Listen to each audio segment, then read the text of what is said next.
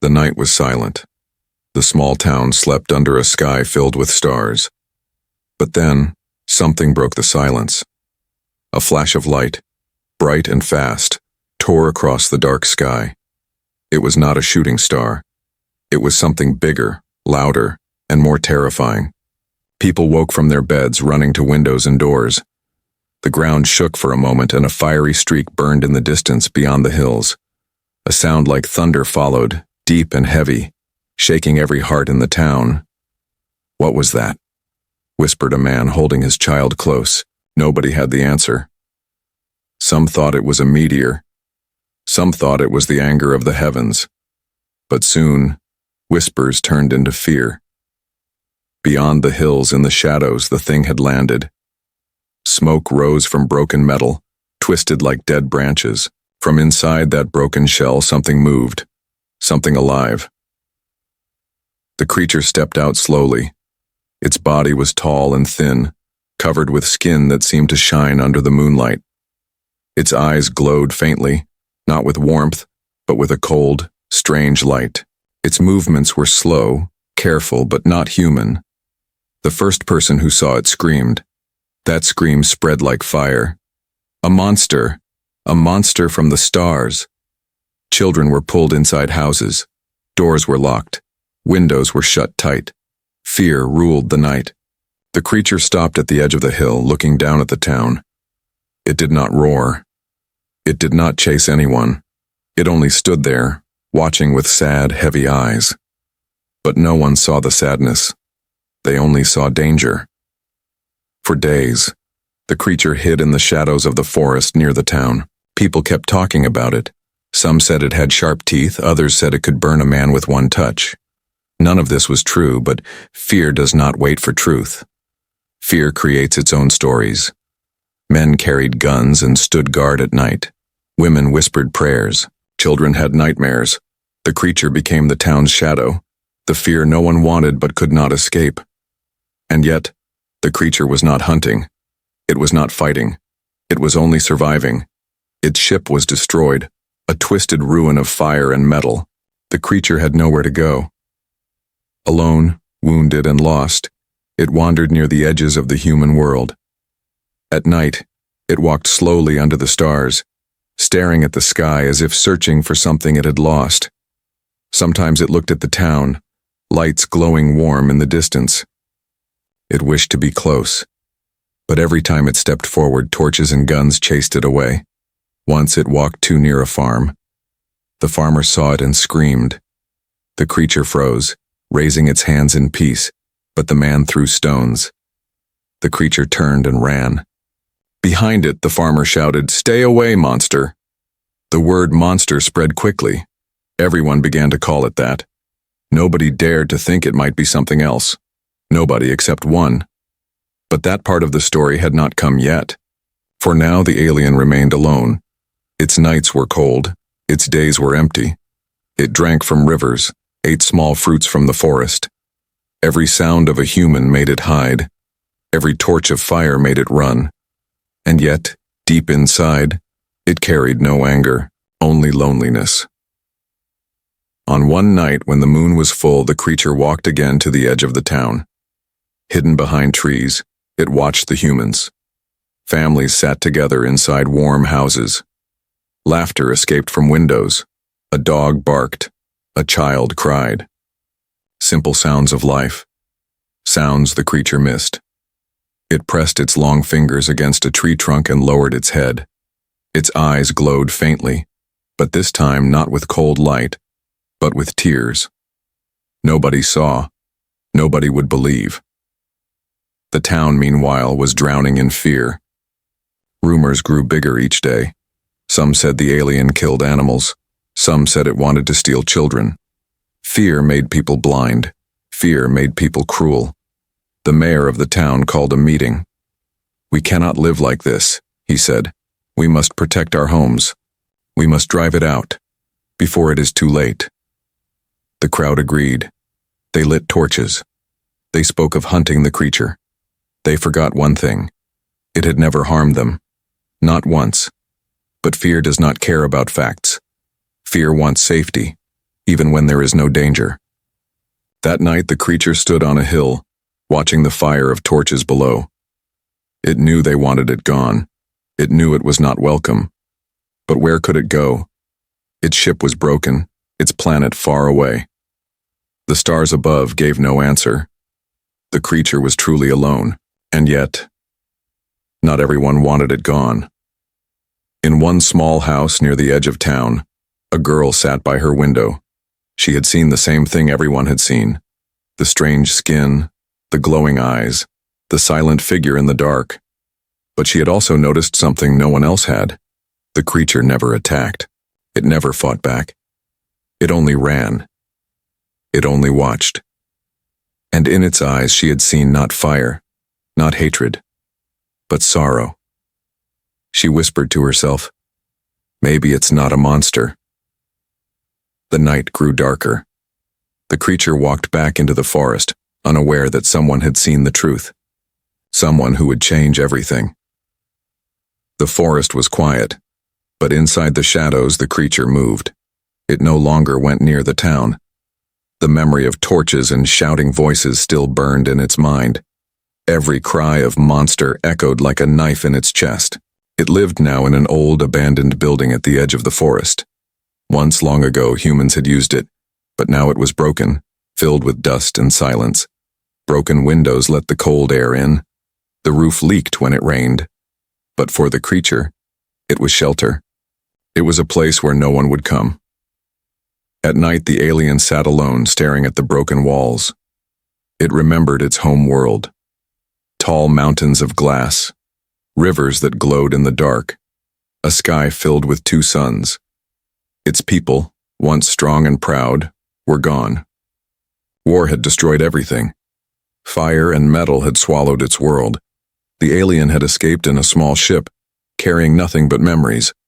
Now even that ship was broken, scattered on Earth's soil. It was the last of its kind. The creature touched its chest, where faint scars glowed softly under its skin. These were not wounds from humans. They were marks from its long journey, reminders of battles it had survived, reminders of everything it had lost. Each day was a struggle. It searched the forest for food. It picked wild berries, though they made it sick. It drank from streams, but the water was not like home. Sometimes it caught small fish with its hands, though it hated hurting them. Hunger, however, was stronger than kindness. The forest gave life, but it also gave danger. Wolves roamed at night. Snakes hid in tall grass. When they came close, the alien did not fight with anger. It only defended itself, pushing them back with strange strength. The animals feared it, just like humans did. Alone again. Always alone. One night, as the wind howled and rain poured, the alien sat in the abandoned building. Water dripped from the ceiling. Its long arms wrapped around its body as if holding itself. Its glowing eyes dimmed. It whispered in its own language, words that no human could understand. Words of longing, words of grief. Above the storm, lightning flashed. For a moment, the alien's shadow spread across the cracked wall. It looked monstrous, but inside it was only tired, only lost. Meanwhile, in the town, the people continued to speak of it. Around fires and dinner tables, they told stories of its claws, its teeth, its hunger for human blood. None of this was true, but fear has no need for truth. The alien became larger and darker in their minds than it truly was. The creature heard their voices sometimes, carried by the wind. Angry voices. Fearful voices. It stayed far away. Every step closer meant danger. Still, part of it wished to be near them. It remembered laughter, warmth, and families back on its world. Here there was only silence. Here there was only fear. One evening, the alien walked carefully to the edge of the forest. From behind the trees, it looked at the town. Yellow lights glowed in the windows. A mother sang to her baby. A dog barked and wagged its tail. Men sat together drinking and laughing. Simple things. Things the alien missed. It stepped forward once. Just one step. But then a voice shouted in the distance. A hunter with a gun. The alien froze. The hunter raised the weapon and fire cracked. The bullet hit a tree near the alien's head. Splinters flew. The alien did not fight. It turned and ran, faster than the wind, disappearing into the forest. Behind it, the hunter shouted, "Stay away, demon! Don't come back!" The alien stopped deep in the woods, heart heavy. It touched the tree where the bullet had struck, feeling the sharp wound in the bark. Humans wanted it dead. No matter what it did, they would never see its heart. And yet, the alien did not hate them. It sat on the wet ground and looked up at the stars. Its glowing eyes reflected the endless sky. Somewhere out there, maybe another survivor of its people lived. Maybe not. It did not know. But it felt the weight of being alone, heavier than stone. Days passed. The alien grew weaker. Hunger bit harder. Its body was strong, but even strength can fade. It ate less, drank less. Sometimes it closed its eyes and wished never to wake again. But something inside kept it moving. A small fire that refused to die. A hope it could not explain. Then one evening as the sun fell and the forest grew dark, the alien heard something. A sound different from all others. Not the growl of a wolf, not the crack of a gun. A soft, small sound. Footsteps. The alien turned its glowing eyes toward the edge of the forest. A human stood there, small, fragile. Not a man with a gun, not a woman with a torch, a girl. She did not run, she did not scream. She only stood, holding something in her hands. Food. The alien stared, frozen. It did not understand. Humans had always chased it, heard it, feared it. But this one was different. The girl placed the food on the ground and stepped back. Her eyes were wide but not filled with hate. They were filled with something else. Curiosity. And maybe kindness. The alien stayed still. The forest held its breath. For the first time since it had come to Earth, the creature felt something strange. Something warm. It was not fear. It was not hunger. It was the beginning of a connection. The forest was silent. The alien stood still, glowing eyes fixed on the small figure before it. The girl's hands trembled, but she did not run. She placed the food on the ground, a piece of bread, some fruit, and then stepped back. Her heart beat fast, but her eyes did not leave the creature. For a long moment, nothing happened. The alien watched her carefully, confused. Why was this human different? Why did she not throw stones or scream for others or raise fire? The girl swallowed hard. She whispered to herself, "Don't be afraid." It was unclear whether she spoke to the creature or to her own heart. The alien tilted its head. Its sharp, tall shadow looked frightening in the dim light, but in its glowing eyes there was hesitation, not violence. Slowly, very slowly, it stepped forward. The girl held her breath. Its movements were careful, like someone afraid of breaking, something delicate. When it reached the food, it crouched down. Its long fingers touched the bread. It sniffed, then looked back at the girl as if asking for permission. She gave a small nod. The alien ate. Not fast, not greedy, just enough to quiet the hunger inside. When it finished, it placed the fruit core neatly on the ground, as if showing respect. Then it stepped back into the shadow of the trees. The girl smiled nervously. "You're not a monster," she whispered. The creature could not understand her words, but it understood her tone. Soft, gentle, unlike anything it had heard from humans before. That night the girl returned to her home, her mind full of questions. She wanted to tell someone, but she knew they would not listen. The townspeople only saw fear. They would never believe her if she said the alien had taken food gently, like a child, without anger or cruelty. So she kept it secret. The next day she came again. This time she brought water in a small bottle, along with more food. She placed it on the ground at the same spot. The alien appeared from the trees, slow and cautious. Its glowing eyes stayed on her, watching every move. She stepped back, just like before, and waited. Again, It accepted. Again it ate quietly. And again it left the remains neatly behind. A pattern began.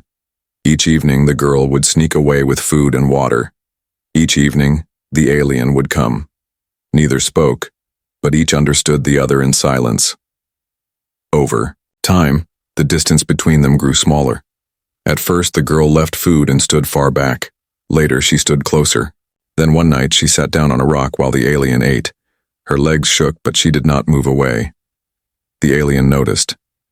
It paused, food in its hand, and tilted its head. Slowly, it lowered itself to the ground, sitting as well.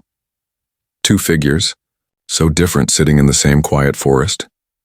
The girl took out something else that night, a piece of paper and a pencil. She began to draw.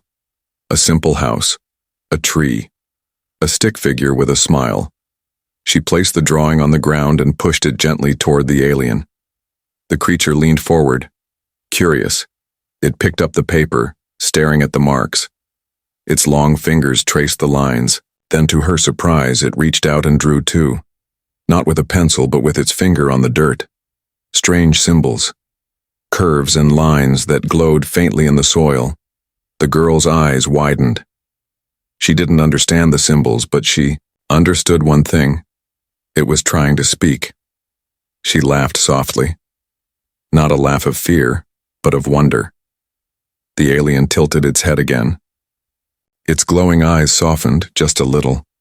For the first time in days, the alien did not feel entirely alone. But danger was never far. Back in the town, whispers grew louder. Hunters found strange footprints near the forest. Food missing from storage. They blamed the creature. They prepared once again to search the woods. The girl heard the rumors.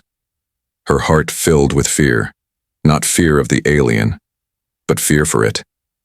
If they found it, they would kill it. She knew this. That night, when she met the alien again, she spoke quickly, though she knew it could not understand. "They are looking for you. You must hide. Please, stay away." The alien listened, its head tilted, its glowing eyes watching her face. It could not understand her words, but it understood her tone. Worry, concern. Something inside the creature stirred. For the first time, someone cared whether it lived or died. It reached out one long hand. The girl froze, heart racing. Slowly, carefully, the alien touched the ground between them. Not her hand, not her body, just the ground.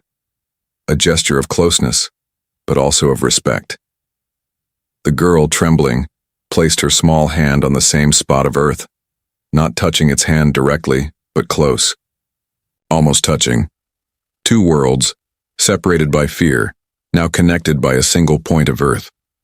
The moment was fragile, beautiful, silent. But far away, torches were being lit. Voices were calling. Hunters were preparing. The bond between the alien and the girl had only just begun. But already it was strong enough to change everything. For the first time in its long, lonely life, the alien knew it was not completely alone. And for the first time, the girl realized that sometimes the scariest things are not monsters at all, but friends waiting to be seen. The days turned into weeks. Every evening when the sky turned orange and the forest grew dark, the girl returned to the same spot with food and water. And every evening the alien came out from the shadows. At first it kept its distance, its glowing eyes always cautious, always searching for danger. But as time passed, the distance between them grew smaller. The girl no longer stood far back. Sometimes she sat on the same rock where she first drew her picture. The alien too began to sit across from her, silent, but calm.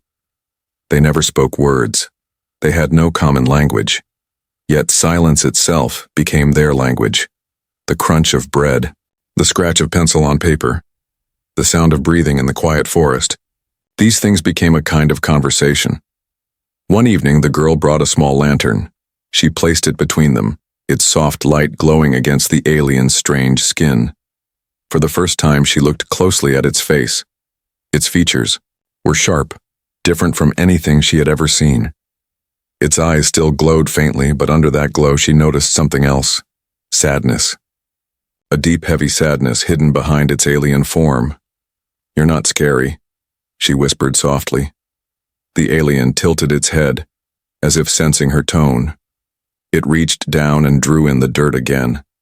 This time the shapes were clearer, like stars connected by lines. She realized it was showing her a sky, not Earth's sky, but another one. Her breath caught. "Is this your home?" It did not understand her words, but it placed its long finger over one glowing symbol. Its eyes dimmed, almost like sorrow. The girl's heart ached. She understood. Enough. This creature had lost everything. That night she went home late. Her parents asked why she had been out so long, but she lied, saying she had been walking by the river. She knew she could never tell the truth. If anyone found out, the alien would not survive. But secrets grow heavy, and danger was never far. The townspeople had begun to notice small things: bread missing from storage, fruits gone from baskets, strange marks near the forest. Some swore they had seen glowing eyes in the trees. "It is feeding," one man shouted at the town square. "It steals our food. Next, it will steal our children." The crowd murmured in fear. They sharpened their weapons. They set new guards at night. The mayor promised to send hunters deeper into the woods. The girl listened from the corner, heart pounding. They did not know the truth. The alien was not stealing. It only ate what she gave it. But she could not speak. If she told them, she would betray her friend. That evening, when she met the alien, she told it in a shaking voice. "They are looking for you. You must hide." Of course, it did not understand her words, but it seemed to feel her fear. It leaned closer, its glowing eyes fixed on her face. For a moment, she thought it might actually understand her heart, if not her language. To comfort her, the alien did something new. It picked up a stone and scratched carefully on the wall of the abandoned building where it slept. The lines formed a picture, not random symbols this time, but a clear image. Two figures, one tall, glowing, one small human, standing side by side, the girl's eyes filled with tears. She touched the stone drawing with her hand. "Friends," she whispered. The alien tilted its head, then gave a small, almost human gesture. Its long hand pressed against its chest. It did not know the human word, but it understood the meaning. Still, danger grew. One night, while the girl and alien sat together in the forest, voices echoed in the distance. Torches flickered between the trees. "Hunters." The girl froze. Her heart raced. "Hide," she hissed. The alien did not move. Its eyes glowed, faintly, watching her panic. It seemed unwilling to run. Perhaps it was tired of running. The voices grew closer. The girl grabbed the alien's long arm. Her small hand looked like nothing against its strange skin, but her urgency was clear. She pulled, pointing toward the broken building. At last, the alien followed. Quietly, quickly, they slipped into the shadows just before the hunters reached the spot where they had been sitting. The men found the remains of food, the marks in the dirt, the strange glowing scratches on the wall. "It's been here," one growled. "It's hiding nearby." The girl held her breath. The alien stayed silent beside her, its body tensed like stone.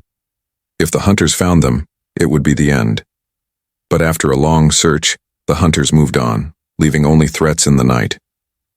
When the danger had passed, the girl finally let go of the alien's arm. Her hands shook. Her eyes were wet. The alien looked at her silent, but something in its gaze was different now. Not just sadness, not just caution, something stronger. It had trusted no one on this world, but now it trusted her. From that night on, their bond grew deeper. They still had no words, but they no longer needed them. Each gesture, each glance, each shared silence spoke louder than language, yet the shadow of the town's fear still hung over them. Every torch lit in the distance was a warning. Every rumor was a threat. The girl knew the truth. Their friendship was real, but fragile. If anyone discovered it, the whole town would turn against them. Still, she returned every evening. Still, the alien waited for her. In a world filled with fear, they had found something rare, not hate. Not danger, but trust. And in that trust, the first spark of hope. The forest was no longer safe. The girl could feel it every time she walked toward the abandoned building. The air was heavy with whispers, and the whispers were turning sharp. Townspeople were restless. Each day, their stories about the alien grew darker. Some claimed it had stolen livestock. Others swore it had poisoned the water. None of this was true, but fear does not wait for proof. Fear becomes its own truth. At the town square, voices grew louder. "It lurks in the forest," shouted one man, waving a torch.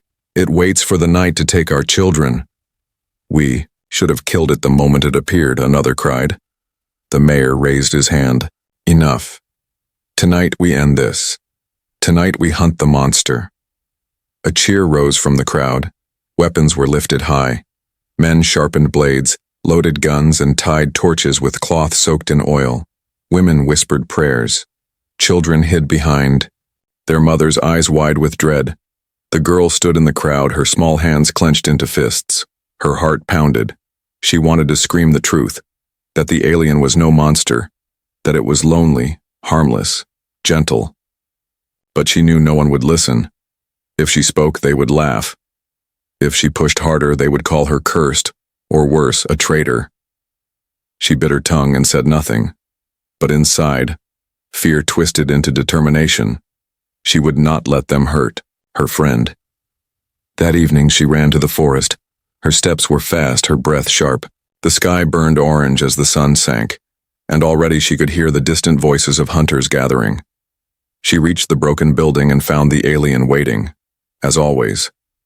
It stood tall, silent, its glowing eyes watching her. "You must go," she whispered urgently. "They are coming for you." Of course, it did not understand her words, but it understood her fear. The way her hands shook, the way her voice cracked. The alien tilted its head, then stepped closer.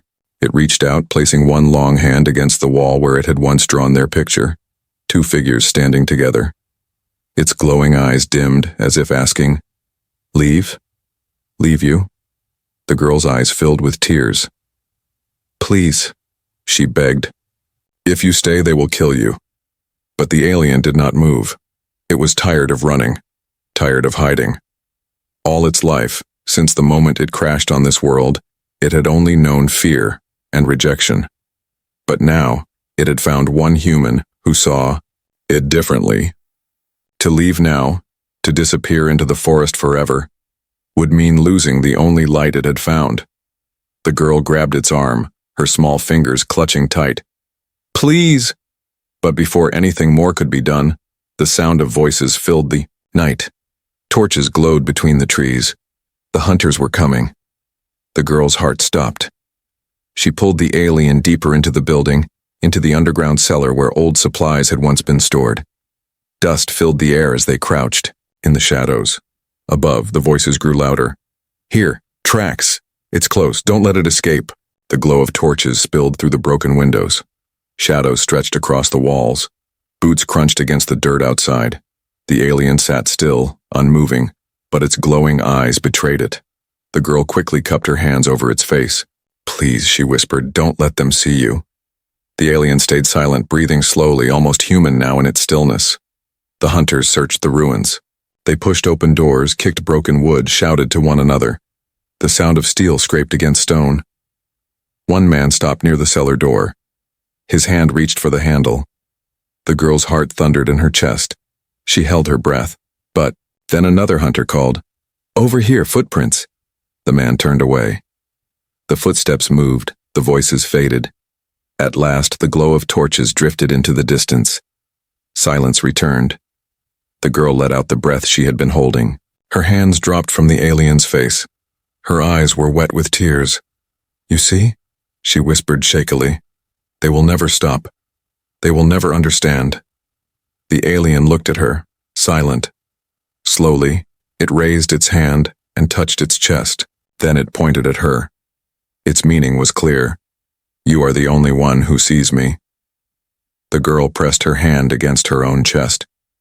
Her lips trembled, but she whispered, "Yes, I see you. I believe you." In that moment, something changed. Their bond was no longer just secret meetings and shared food. It had become a promise. A fragile, desperate promise of trust between two beings the world wanted to tear apart. But outside, the town's anger only grew. The hunters returned with no prize, and failure turned their fear into fury. "We will burn the forest if we must," shouted the mayor. "No monster will live near our homes." The people cheered, their voices filled with rage. Torches burned brighter. The hunt was no longer just about fear, it was about pride, about anger, about control. And in the forest, the girl and the alien sat together in silence, both knowing one truth. The real danger was no longer coming. It was already here. The forest burned with firelight. Dozens of torches flickered between the trees as the townspeople marched together. Their voices rang loud, filled with anger, filled with fear. The mayor walked at the front, his face set with determination. "Tonight we end this," he declared. "The monster dies." The people shouted in agreement, their weapons shining in the glow. Hidden in the cellar of the abandoned building, the girl sat with the alien. She could hear every voice outside. Every shout was another knife in her chest. Her friend, the one she had fed, the one she had drawn with, was now the target of all their hate. "They're coming," she whispered, her voice trembling. "They'll find us." The alien looked at her, glowing eyes calm, almost resigned. It had been hunted before. It had run for so long, but this time it did not rise to flee. Instead, it stood slowly, tall and silent, its shadow stretching against the cracked wall. The girl grabbed its arm. "No, you can't go out there, they'll kill you." The alien lowered its head, then touched its chest with one long hand. After a moment, it pointed at her. Its meaning was clear. "I will protect you." Tears filled her eyes. "But you don't have to." Before she could finish, the cellar door rattled. Boots stomped above. Voices shouted, "In here! The tracks lead here!" The girl's heart stopped. The alien stepped forward. It pushed open the door and climbed out into the night. The hunters gasped. For the first time, they saw the creature up close, standing tall under the firelight. Its strange skin shimmered, its glowing eyes reflected the flames. "Monster!" someone shouted. Weapons lifted, torches raised. But the alien did not attack. Slowly, carefully, it raised its hands into the air. Empty, open, peaceful. The people hesitated. For a moment they saw not a beast but a figure standing tall, not striking, not roaring, only waiting. Then the mayor snarled, "Do not be fooled. It wants us dead. Kill it." The first stone flew. It struck the alien's shoulder, leaving a dark mark. It did not move. The second came. Then a third. Soon, rocks and sticks rained down. The alien swayed but stayed standing, its arms still open. The girl burst from the cellar screaming, "Stop! Please stop! It's not a monster!" The crowd froze in shock. The mayor's eyes widened. "Child, get back!" "No!" she shouted, her small voice cracking. "You're wrong, it never hurt anyone, it only wanted to live." The people murmured, uncertain. Some lowered their weapons. Others shook their heads, unwilling to listen. The alien looked at her, and for a moment its glowing eyes softened. Then it stepped forward, shielding her with its tall body. Another rock flew. This one struck its back. The alien flinched, but still it stood, arms spread wide to protect the girl. The villagers gasped. The image before them was not of a monster attacking. It was of a creature shielding a human child. Still, fear is stubborn. A man raised his gun, hands shaking. "It's a trick. It's only waiting to kill us." The alien's glowing eyes locked on the weapon. It could move fast enough to disarm the man, to fight back. But it did not. Instead, it stepped closer to the girl, wrapping one long arm gently around her, pulling her into its side. Not as a prisoner, not as prey, but as something it wanted to protect. The girl pressed her small hand against its arm, tears streaming down her face. "Please," she whispered, though she wasn't sure if she begged the alien to stop or the humans to see. The shot never came. The man lowered his gun, trembling. The image was too strong. Even he could see now, this was no monster. But others still shouted, "It's lying. Kill it before it kills us. Burn it." The crowd swayed between fear and doubt. Some wanted blood. Others hesitated. The alien knew then, no matter what it did, many would always see a monster. But the girl, she saw the truth, so it made its choice. With slow, deliberate steps, the alien moved away from the girl and toward the villagers. Its arms were still open, empty. Each step was heavy, but steady. Its glowing eyes dimmed with sadness, but not hate. "Wait," the girl cried, trying to run after it. The alien turned its head slightly, enough for her to see its face. For the first time, there was something almost like a smile, a soft curve of lips, faint but real. "Do not follow," that look said. "Be safe." The hunters raised their weapons again. Torches blazed, but before they could strike, the alien fell to its knees, not in weakness, but in surrender. The villagers froze. No monster bows, no demon kneels, only a being who chooses peace. The girl rushed forward, throwing her arms around the alien's tall frame. "No, please don't hurt it," she screamed. The crowd stood in silence. Their torches flickered in the night air. Doubt spread like cracks in stone. They had come expecting to see a beast. Instead, they saw a creature who refused to fight even when wounded. A creature who shielded a child. A creature who surrendered. Not out of fear, but out of choice. The fire in their anger dimmed. For the first time, they began to wonder. Had they been wrong all along? The alien's body trembled under the girl's embrace. Its glowing eyes flickered weakly, fading with exhaustion.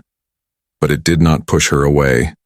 Instead, it placed its hand gently on her shoulder, as if to say, "You were the only one who believed." The night was heavy with silence. Torches flickered weakly in the villagers' hands, their flames trembling like their hearts. All around, the people stared at the strange figure kneeling in the dirt. The alien did not move. Its long arms rested at its sides. Its glowing eyes dimmed, no longer bright but soft, almost gentle. And the girl, she held on tightly, her small arms wrapped around its body as if her embrace could shield it from the world. Her voice cracked through the silence. "Stop! Please stop! Can't you see? It's not a monster. It saved me." Her words echoed into the night. The villagers shifted uneasily. Their anger had burned so hot, but now it flickered, uncertain. They had expected a battle. They had expected claws and fire and death. Instead, they saw surrender. Instead, they saw a child's tears. The mayor stepped forward, his voice sharp. "Don't be fooled, this creature—" But his words faltered. The alien's glowing eyes lifted slowly, meeting his. There was no hate in them, no hunger, only sadness, only exhaustion. The mayor froze, his torch shaking in his hand. One of the hunters whispered, "It could have killed us, but it didn't." Another said softly, "Why would a monster kneel? Why would it protect the girl?" The crowd wavered. Some still clutched their weapons, but others lowered them, doubt spreading like ripples in water. The girl turned, her eyes fierce despite her tears. "You all call it a demon, but you never looked at it. You never saw its eyes. You never saw its heart." She pressed her hand against the alien's chest. "I did, and it's not evil, it's lonely." Her voice broke at the last word. The alien placed one long hand gently on her shoulder. The touch was light, careful, as if afraid she might break. It lowered its head toward her, a silent gesture of thanks. The villagers watched in silence. For the first time, some saw what the girl saw. Not a monster, but a being far from home, lost and afraid, yet still capable of kindness. But fear is not easy to kill. One man raised his gun again, his face twisted with rage. "It's a trick. Look at it. It doesn't belong here." The girl stepped in front of the alien, arms spread wide. Then you'll have to kill me too, she cried. Gasps filled the crowd. Mothers pulled their children close. Even the man with the gun hesitated. His hands shook, his anger struggling against the sight of a child ready to die for the very thing they feared. Slowly, he lowered the weapon. His torch dropped to the ground, sparks scattering in the dirt. One by one, others began to lower their torches as well. The firelight dimmed, leaving only the soft glow of the alien's eyes. The mayor's voice cracked with frustration. You are all blind. It is not one of us, it will never be. The girl turned on him, her small voice strong. Maybe it isn't one of us. Maybe it's better. It never hurt us even when we hurt it. Who's the monster now? The words cut through the night like a blade. The mayor's face turned pale. His mouth opened, but no words came. The crowd murmured. Doubt had finally broken their wall of fear. The alien, still kneeling, looked around slowly. Its glowing eyes scanned the faces, men, women, children. It saw anger, yes, but also something new. Hesitation, curiosity, a flicker of understanding. It did not stand tall to frighten them. Instead, it lowered its head again, a gesture of peace, a gesture almost human. The girl wiped her tears and whispered to it, though she knew it might not understand. You're not alone anymore. The alien tilted its head as if listening closely, and for the first time its glowing eyes brightened, not with fear, not with sadness, but with something else. Hope. The villagers remained uncertain, but none moved forward. The fire in their rage had gone out. They had seen something they could not explain, something they could not deny. Slowly, the crowd began to disperse. Torches were left to burn out on the ground. Weapons hung unused at their sides. Mothers carried their children home. Hunters lowered their heads, lost in thought. The mayor stood alone, his authority cracked. He called after them, but no one listened. Fear no longer ruled them completely. At last, only the girl and the alien remained in the clearing. The night was quiet again. The alien looked up at the sky. Stars glittered above, endless and far. It had once thought it would never belong here, never find even a moment of peace. But now, with one small hand still resting on its arm, it knew something had changed. It was still far from home. Its people were still gone. But here, on this strange planet, one human had seen past fear. One human had given it trust.